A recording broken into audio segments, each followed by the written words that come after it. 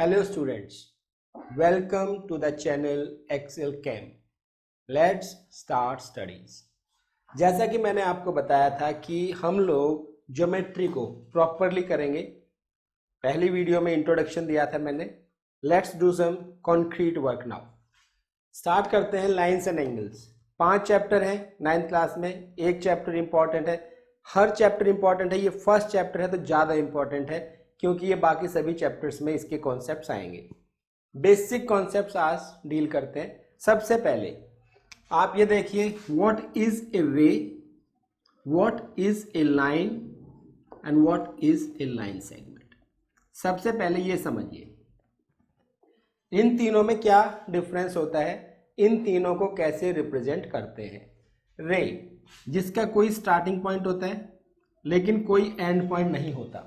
Starting point है, and point नहीं है, कितनी भी लंबी जा सकती है, कोई फिक्स लेंथ नहीं है. मान लीजिए स्टार्टिंग पॉइंट ये है ए बी, तो रे को हम कैसे रिप्रेजेंट करेंगे, ठीक है. दिस इज रे. ये स्टार्टिंग पॉइंट ए से जाके बी की तरफ कितनी भी आगे जा सकती है. जरूरी नहीं है ये इसी डायरेक्शन में जाएगी, ये इस डायरेक्शन में भी जा सकती है. सपोज यहाँ बी है और यहाँ ए है. इस केस में रे को कैसे लिखेंगे, बी, क्योंकि स्टार्टिंग पॉइंट इस टाइम बी है और ए की तरफ ये कितनी भी लंबी जा सकती है. लाइन, लाइन में कोई स्टार्टिंग पॉइंट नहीं होता, कोई एंड पॉइंट नहीं होता. अगर हम लाइन के ऊपर 2 पॉइंट्स मार्क कर दें ए एंड बी तो हम लाइन को ऐसे रिप्रेजेंट कर सकते हैं.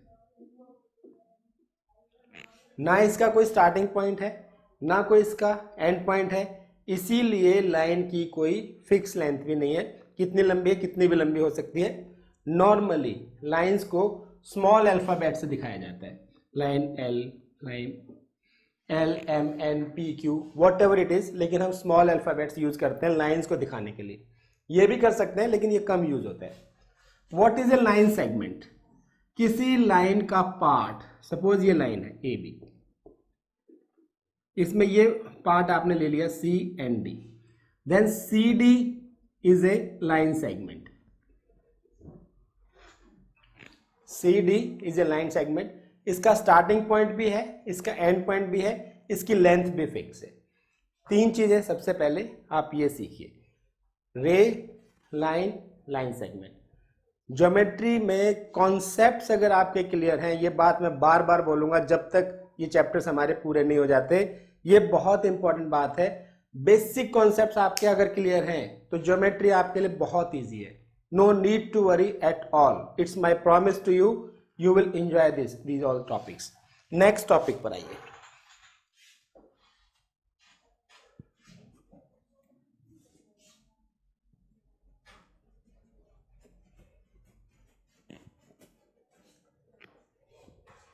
Next topic, what are the collinear points, what are the non-collinear points.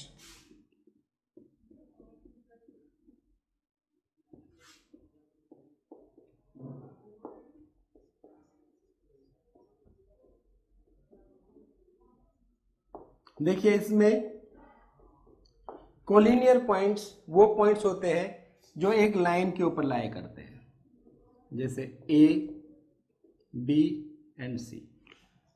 A B C एक लाइन के ऊपर लाया कर रहे हैं, या हम ये कहें जैसे 3 पॉइंट है पी क्यू एंड आर. अगर हम एक लाइन बनाना चाहें तो वो इन तीनों से होकर जानी चाहिए. इस सिचुएशन में हम इनको कोलिनियर पॉइंट्स बोलते हैं. अगर ये लाइन इन तीनों से होकर चली गई तो कोलिनियर पॉइंट्स है. देखो अगर 2 पॉइंट है, 2 पॉइंट से तो लाइन हमेशा बनेगी, लेकिन तीसरे पॉइंट से भी अगर वो लाइन जा रही है तो वो कोलिनियर पॉइंट्स है. अगर ऐसा नहीं होता, जैसे मान लीजिए ए बी और सी इधर आ जाते हैं, अगर हम ए बी को मिला के लाइन बनाते हैं ऐसे दिस वे, तो सी लाइन से बाहर रह जाता है. 2 पॉइंट से तो लाइन बनेगी ही बनेगी, उसमें तो कोई प्रॉब्लम ही नहीं है, लेकिन तीसरा पॉइंट लाइन के ऊपर नहीं है. इस सिचुएशन में नॉन कोलिनियर पॉइंट्स है. अगर हम बी सी से लाइन बनाएंगे तो ए बाहर रह जाएगा, अगर हम ए सी से लाइन बनाएंगे तो बी बाहर रह जाएगा, ए बी से लाइन बनाएंगे तो सी बाहर रह गया. ऐसे पॉइंट्स को नॉन कोलिनियर पॉइंट्स बोलते हैं. नेक्स्ट,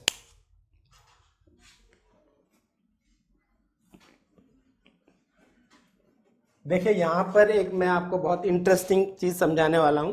जिसमें मैंने बहुत बार बच्चों को कंफ्यूज होते हुए देखा है, angles. We are going to discuss the angles,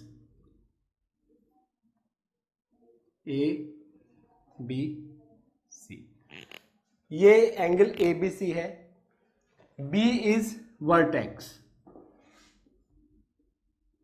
कभी कभी क्वेश्चंस में वर्टेक्स के बदले ये वर्ड यूज होता है, वर्टाइसिस। कंफ्यूज मत होना, ये सिंगुलर है, ये प्लूरल है। अगर एक से ज्यादा वर्टेक्स की बात हो रही है तो वर्टाइसिस वर्ड आएगा, नहीं तो वर्टेक्स है। दीज आर द आर्म्स, एक रे इधर बी सी बी ए, बी ए ये जो आर्म है और बी सी ये जो आर्म है, ये दोनों जो रेज है ये these are the arms of the angle.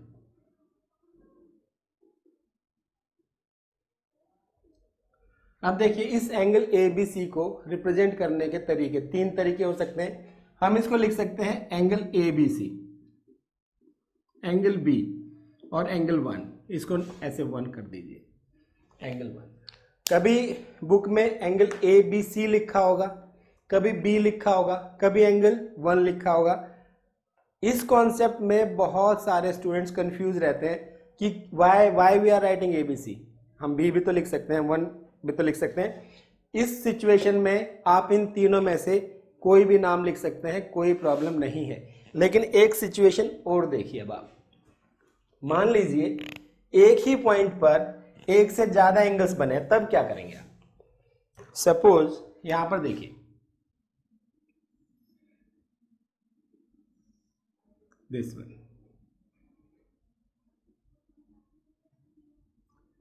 A B सी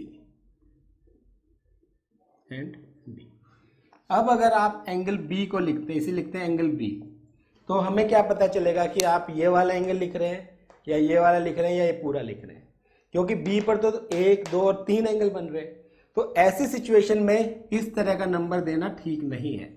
ऐसे में अगर आप ये वाला एंगल बताना चाहते हैं तो एंगल ए बी सी बताएंगे, या इसको वन कर देंगे तो एंगल वन बताएंगे। ये वाला एंगल बताना चाहते हैं तो एंगल डी बी ए बताएंगे, या इसका कोई नंबर कर देंगे 2 तो एंगल 2 बताएंगे। अगर आप पूरा बड़ा वाला एंगल बताना चाहते हैं तो डी बी सी बताएंगे, एंगल डी बी सी। एक बात और, आप इसको एंगल डी बी सी लिखिए या एंगल सी बी डी लिखिए, कोई फर्क नहीं पड़ता। सी बी डी, मेन बात क्या है, जहां जो वर्टेक्स है वो सेंटर में आएगा नेमिंग करते हुए। ये चीज बहुत जरूरी है आपको, जब आपके सामने क्वेश्चंस आएंगे ना ज्योमेट्री के, फिगर्स दी होंगी, कई बार फिगर्स खुद बनानी होंगी, तो फिगर में आपको समझना होगा कौन से एंगल की बात हो रही है। ये चीज अगर आप कंफ्यूज है, ये लिख दिया कहीं ये लिख दिया, बच्चा कंफ्यूज हो जाएगा कि ये क्या है भाई, ये एक ही एंगल है। आप ऐसे ले रहे हैं डी बी सी तो भी यही बात है, अगर सी बी डी ले रहे हैं तब भी यही बात है, इसमें कंफ्यूज मत होना। अब करते हैं types of angles. Types of angles आपने पहले भी पढ़े होंगे, लेकिन फिर भी एक बार रिवाइज कर लेते हैं।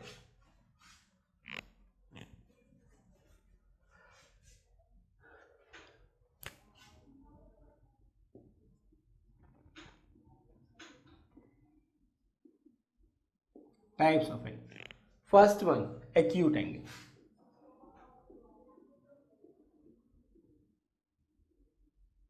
जो एंगल्स 90 से कम होते हैं, लेस देन 90, इस टाइप से ए बी सी, ये कुछ भी हो सकता है। मान लीजिए 65 है तो angle A B C is acute angle, is an acute angle. Then right angle,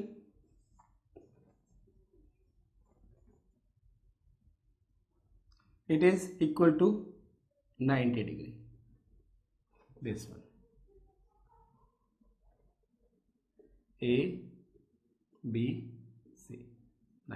90 degree को फिगर में ऐसे रिप्रेजेंट करते हैं, यहां पर ये स्क्वायर बन जाता है, तो समझ जाना अगर 90 ना भी लिखा हो तो ये 90 होता है। Angle A B C is 90 degree.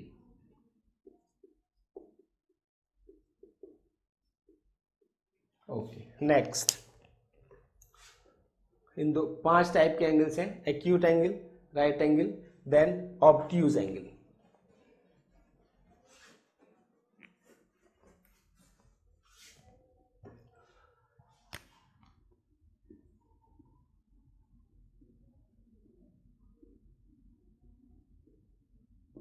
Obtuse angle. This is more than 90 and less than 180. This way. A, B, C. Suppose this is 110. We can say angle ABC is an obtuse angle. Then after acute angle, right angle, obtuse angle, then straight angle. We have to take straight angle.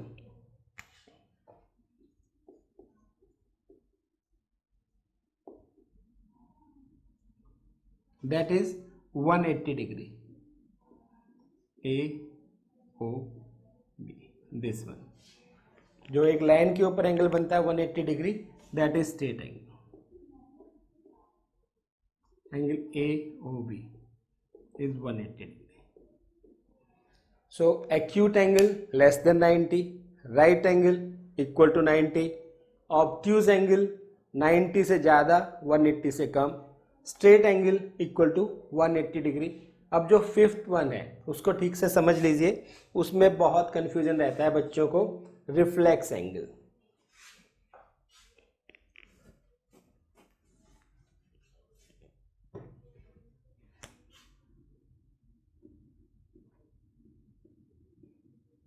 This is the fifth part. जैसे मान लीजिए ये angle, this A B C, ये तो acute angle है ना. अगर मैं इस एंगल की बात करूं इसकी, so this is reflex angle A B C. Reflex angle का मतलब है इसको छोड़ दीजिए आप, जो ये बाकी का बचा हुआ है, it is more than 180 and less than 360. More than 180 and less than 360. इसको हम निकालते हैं बहुत इजीली. अगर हमको ये पता हो एबीसी को अगर 360 से माइनस कर देंगे तो रिफ्लेक्स एबीसी आ जाएगा. इसका ये फॉर्मूला है, reflex angle ABC is equal to 360 minus angle ABC. ये बहुत बार यूज होगा. आप जब फर्स्ट एक्सरसाइज करेंगे 6.1 तो ये क्वेश्चंस आएंगे आपके सामने कि find the reflex of this. तो रिफ्लेक्स निकालने के लिए उस एंगल को निकाल लीजिए और उसको 360 से माइनस कर दीजिए, रिफ्लेक्स अपने आप आ जाएगा. ठीक है. अब आप आइए, 5 टाइप के एंगल्स हो गए हैं. अभी तक हम लोगों ने रे, लाइन सेगमेंट डिस्कस किया है. अभी तक हमने एंगल्स के बारे में डिस्कस किया है, collinear points, non collinear points. अब एक और बात, आइए एक टॉपिक और देखते हैं अभी, कॉम्प्लीमेंट्री एंगल्स. कॉम्प्लीमेंट्री एंगल्स क्या होते हैं? Two angles whose sum is 90 degree. Any two angles whose sum is 90 degree. कोई भी दो एंगल जिनका सम 90 है. जैसे मान लीजिए 70 एंड 20, अगर 70 को 20 में ऐड करेंगे तो 90 आएगा. So 70 and 20 are complementary angles. 60 and 30 same way. 80 and 10 complementary angles. Similarly अगर दो एंगल्स का सम 180 डिग्री आता है तब उनका नाम हो जाता है सप्लीमेंट्री एंगल्स. जैसे 100 एंड 80, इनको जोड़ेंगे तो 180 आएगा. 180 जब सम आ जाता है तो इन दोनों को हम बोलेंगे सप्लीमेंट्री एंगल्स. 120 एंड 60 अगर ऐड करेंगे तो 180 आ जाएगा. 110 70 अगर ऐड करेंगे तो 180 आ जाएगा. इस सिचुएशन में ये सप्लीमेंट्री कहलाते हैं जब इनका सम 180 आता है. इस सिचुएशन में ये कॉम्प्लीमेंट्री कहलाते हैं जब इनका सम 90 डिग्री आता है. अब अगला टॉपिक हम पढ़ते हैं एडजेसेंट एंगल्स.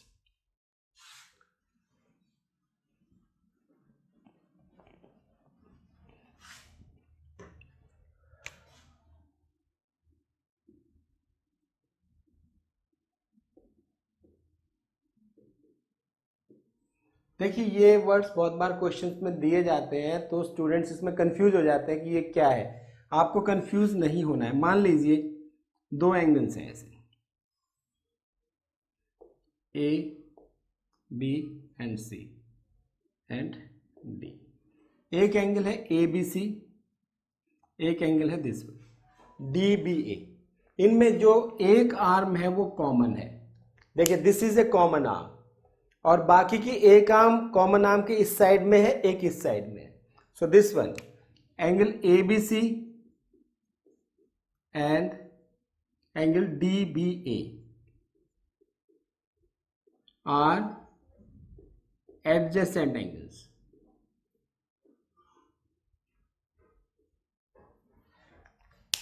दोनों में एक आर्म कॉमन होगी और बाकी की दो आर्म एक इस साइड में होगी, एक इस साइड में होगी। उस कॉमन आर्म के इधर साइड दूसरी आर्म्स होनी चाहिए, तो ये एडजेसेंट एंगल्स होते हैं। अब समझिए linear pair. What is linear pair?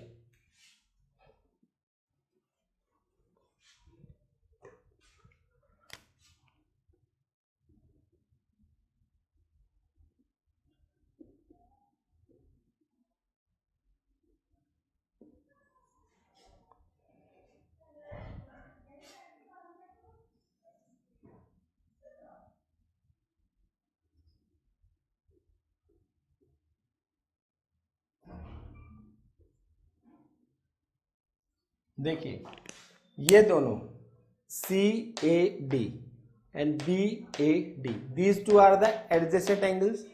ये इनकी कॉमन आर्म है। जो नॉन कॉमन आर्म्स है, एक इधर चली गई और एक इधर चली गई। If the non common arms forms a line then these angles becomes linear pair of angles. ये वर्ड ठीक से समझ लीजिए। 6.1 एक्सरसाइज में सभी क्वेश्चंस में ये यूज होगा, मैक्सिमम नंबर ऑफ क्वेश्चंस में। अगर ये एडजेसेंट एंगल्स है, फिर से बता रहा हूं, C A D and B A D, ये इनकी कॉमन आर्म है। A B and A C is non common arms. जब नॉन कॉमन आर्म्स एक लाइन बनाते हैं तो ये लीनियर पेयर कहलाते हैं। Linear pair of angles, they are known as linear pair of angles. Next, vertically opposite angles.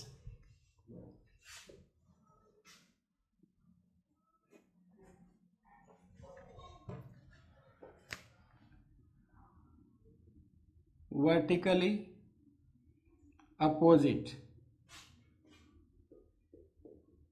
angles।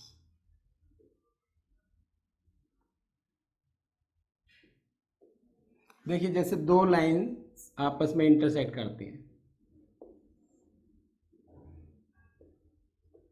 A B C D. Suppose they are intersecting. Intersecting means वो एक दूसरे को काट रही है पॉइंट ओ पर। सो ये जो एंगल्स बने, angle 1 and angle 2 are vertically opposite angles.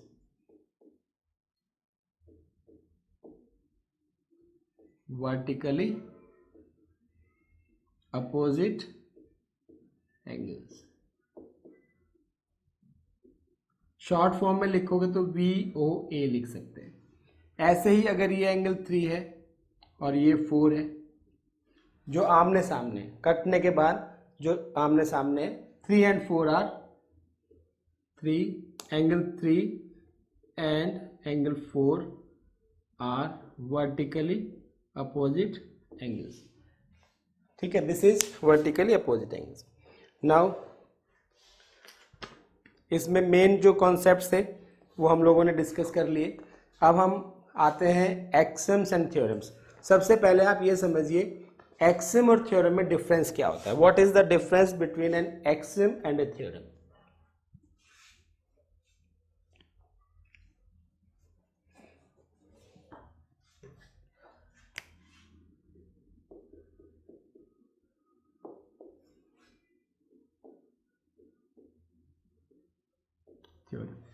Exim को हमें प्रूफ नहीं करना पड़ता। No need to prove it. No need to prove it.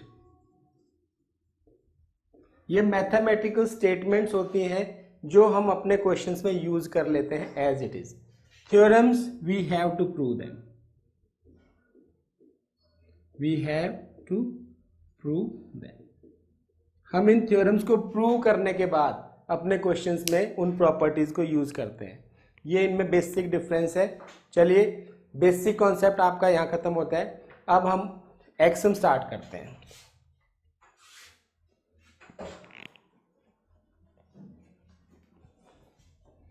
एक्सम 6.1।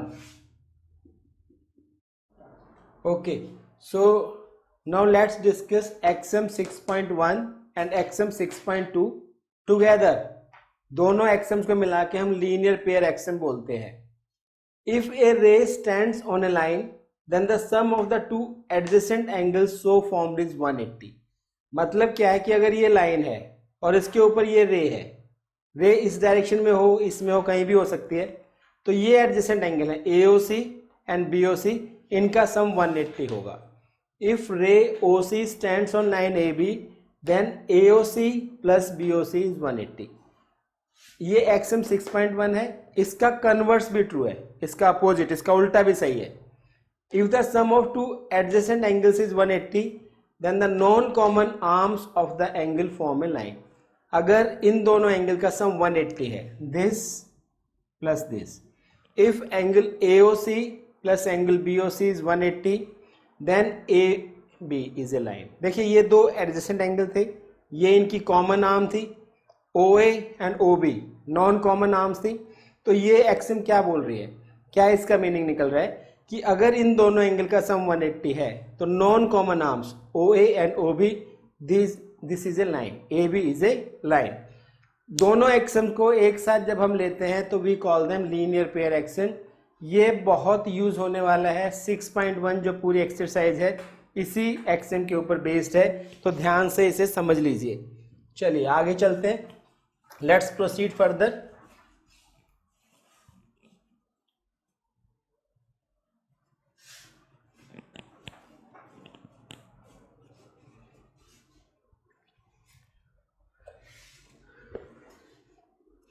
Okay, after completing these axioms we have to do a theorem, theorem 6.1. we have to do the proof of this theorem.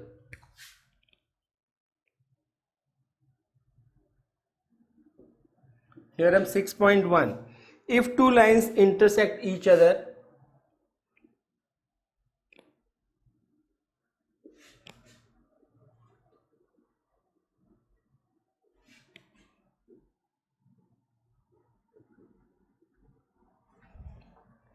then the vertically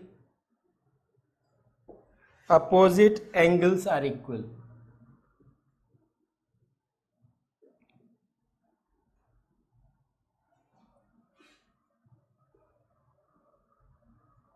ये भी basic property है, बहुत बार use होती है। देखिए इसमें हमें क्या गिवन है,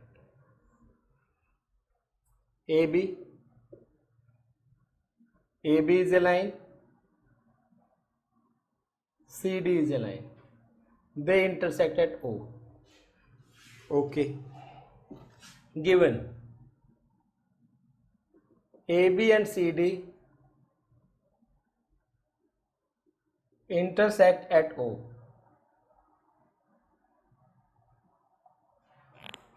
To prove क्या करना है, vertically opposite angles 1 is equal to 2. To prove angle 1 is equal to angle 2, angle 3 is equal to angle 4. Vertically opposite angles को हमने इक्वल प्रूव करना है। ठीक है, इसमें कंस्ट्रक्शन की कोई ज़रूरत नहीं है, हम डायरेक्टली प्रूफ कर सकते हैं। देखिए इसमें हम क्या कर सकते हैं, एंगल 1 प्लस 3 इज 180।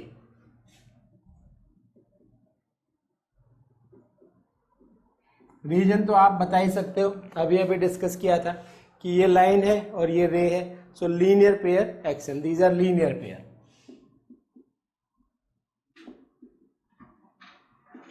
इसको 1 नंबर दे सकते हैं। सिमिलरली ये एक लाइन है, इन दोनों का सम 3 and 2, एंगल 3 प्लस 2 180, इसको नंबर 2 दे सकते हैं, ये भी लीनियर पेयर है। From 1 and 2। देखिए 1 and 2 में राइट हैंड साइड जो इधर वाली साइड है वो 180 है दोनों में, तो हम कह सकते हैं कि लेफ्ट हैंड साइड भी इक्वल होगी। एंगल 1 + 3 3 + 2, 3 दोनों साइड में है, कट कर सकते हैं। अगर इक्वलिटी साइन के दोनों साइड में कोई नंबर होता है with the same sign we can cut it. So angle 1 = angle 2, एक हमें मिल गया 1 = 2। दूसरा भी हम उसी तरीके से कर सकते हैं, पूरा करके दिखाना जरूरी नहीं है। You can simply write similarly angle 3 = angle 4। यहां हमारा प्रूफ कंप्लीट हो जाता है, then you should write hence proved.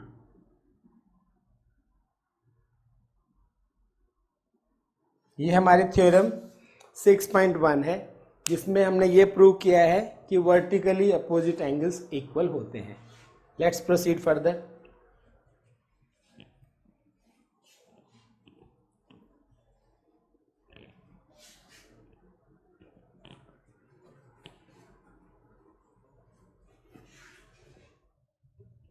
Exercise 6.1 start करने से पहले एनसीईआरटी में 3 एग्जाम्पल्स दिए गए हैं। 3 एग्जाम्पल्स हैं, let's do all 3 examples one by one.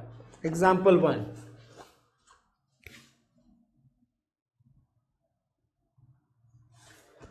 in figure 6.9 line PQ and RS intersect each other at point O.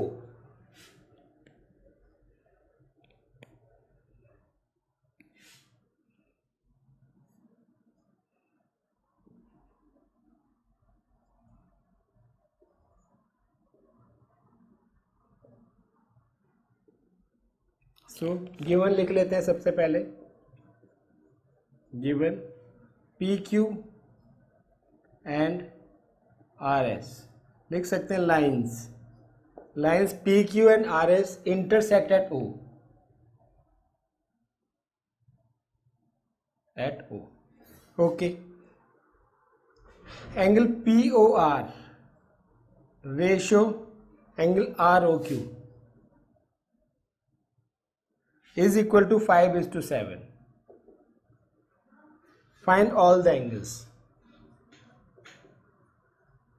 To find all the angles, i.e. सभी angles निकालने हैं। इसका क्या मतलब है कि हमको निकालना होगा POS, angle POS, angle SOQ, angle ROQ और एंगल POR। ये चारों एंगल्स हमें निकालने हैं। अब देखिए इसमें एक हिंट हमें मिला हुआ है, POR this one and ROQ this one, their ratio is given 5:7। तो इसको हम 5x रख सकते हैं, इसको हम 7x रख सकते हैं। Let angle POR is 5x। Solution, let angle POR is 5x and angle ROQ is 7x। क्योंकि ऐसा हम इसलिए एज्यूम कर सकते हैं कि इनकी रेशियो दी गई है 5:7। अब हम क्या कर सकते हैं, इन दोनों का सम 180 होगा लीनियर पेयर से। Angle POR plus angle ROQ is 180. We can give the reason linear pair. So POR is 5x, ROQ is 7x, is 180. 5x plus 7x, it will be 12x, is 180. X is 180 over 12, we can cut it. So it will be 15. X is 15. Now POR, angle POR is 5x. So it will be 5 into 15, that is 75. Angle ROQ 7x, that is 7 into 15, that is 105. Now this angle we got 75, this is 105. POR and SOQ are equal, vertically opposite angle. Angle POR is equal to angle SOQ, that is 75, vertically opposite angles. Similarly, angle ROQ is equal to angle ROQ is equal to POS,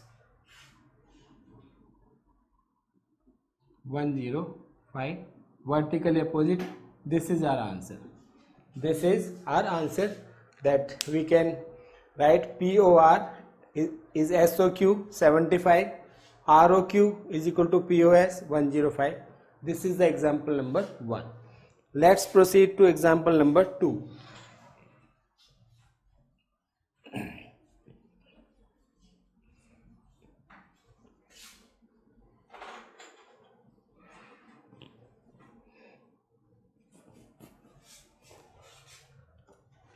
Example 2.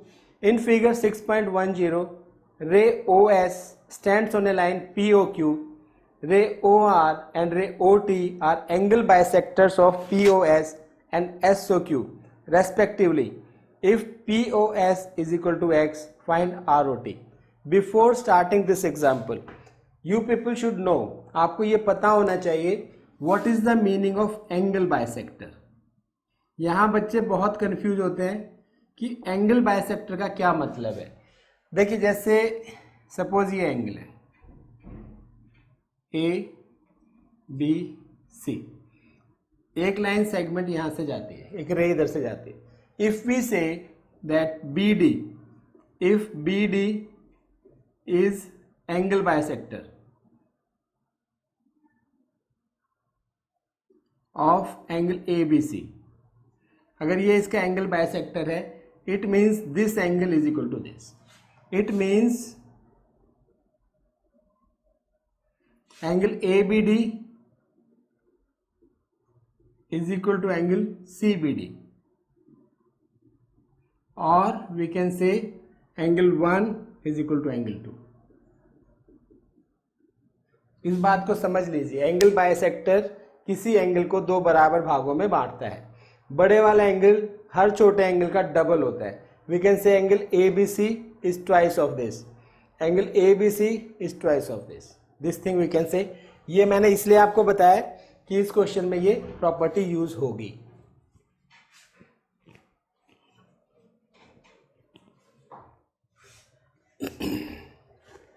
Figure बना लेते हैं. Example 2. POQ is a line, OS is a ray. This is the angle bisector. OR is the angle bisector, means this angle is equal to this. Then OT is also angle bisector. This angle is equal to this. Now given POQ is a line, ray OS stands on POQ, then OR bisects angle POS, OT bisects angle SOQ, right? Angle POS is equal to X. To find angle ROT. एक बारी question को दोबारा समझ लीजिए, आपके लिए आसानी रहेगी. हमें POQ एक लाइन दी गई है. POQ is a line, OS is a ray, stands on POQ. OR is the angle bisector. It means this angle is equal to this. OT bisects this angle. SOQ means this angle is equal to this. POS is given X. हमको ROT ये निकालना है. ठीक है. Solution. Angle ROS is equal to half of angle POS, because OR bisects angle POS. समझना इस बात को. अगर हम इसको लिखते हैं दिस एंगल ROS, तो ये इस पूरे का POS का हाफ होगा, क्योंकि ये लाइन इसे बाइसेक्ट करती है. POS हमें कितना दिया गया है? X. तो ROS is equal to half X. इसको एक नंबर बना के यहाँ छोड़ दीजिए, बाद में इसका यूज होगा. अब देखिए POS plus SOQ. SOQ is 180. Why? Linear pair. POS SOQ एक लाइन के ऊपर बने हुए. So this is 180 because linear pair. So angle POS, so हम कह सकते हैं angle SOQ is equal to 180 minus POS. POS को उधर ट्रांसपोज कर दिया. SOQ is 180 minus POS. इसका अगर हम हाफ लेंगे, half angle SOQ is equal to half 180 minus angle POS. So half of SOQ का हाफ हम इसको ले सकते हैं SOT को. This will be half into 180 minus half into POS. Why? Because OT bisects SOQ. ये given है चीजें में. तो SOT कितना आ गया हमारे पास? SOT is 90 minus half POS. POS means X. This is second number. हम इसको सेकेंड नंबर दे सकते हैं. नाउ सी, अगर हम 1 और 2 को ऐड कर दें, ROS और SOT ऐड होगा तो क्या बन जाएगा? ROT. और वहां से वो नंबर्स ऐड होंगे ही bye adding 1 and 2. 1 and 2. ROS plus SOT is equal to half X plus 90 minus half X. This thing will be cancelled. ROS plus SOT, it will become ROT.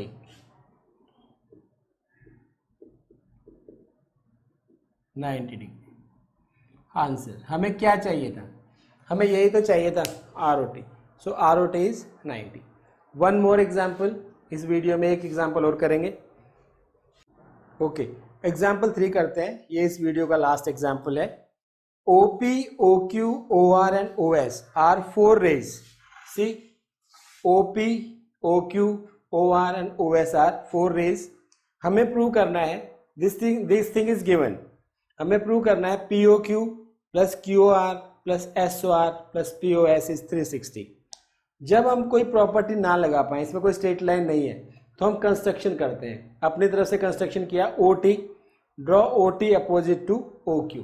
तो this one TOQ will become a line. अब देखिए angle 1 plus POQ is 180. Linear pair. Then angle 2 plus angle SOR plus angle QOR is also 180. This is 2. This is also linear pair. देखिए अगर हम यहाँ देखते हैं angle 1 plus POQ, 2 plus SOR plus QOR, ये तीनों मिलके भी 180 है। अगर हम 1 और 2 को ऐड कर दें by adding 1 and 2,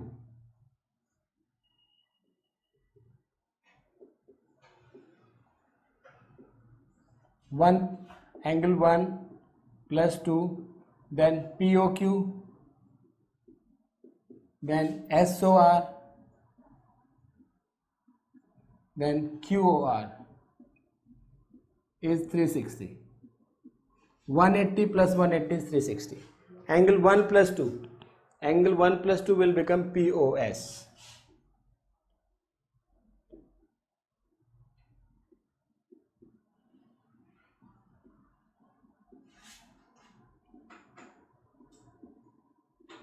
(360) hence proved. This is proved है, hence proved. देखिए इसमें ये ध्यान रखिए कि ज्योमेट्री जब आप करते हैं, ज्योमेट्री में आपको कॉन्सेप्ट पे ध्यान देना है। जो इन्फॉर्मेशन आपको दे रखी है, एग्जामिनर ने जो भी इंफॉर्मेशन दी है, पहले उसको नीटली लिख लीजिए, कोई पॉइंट मिस मत करिए।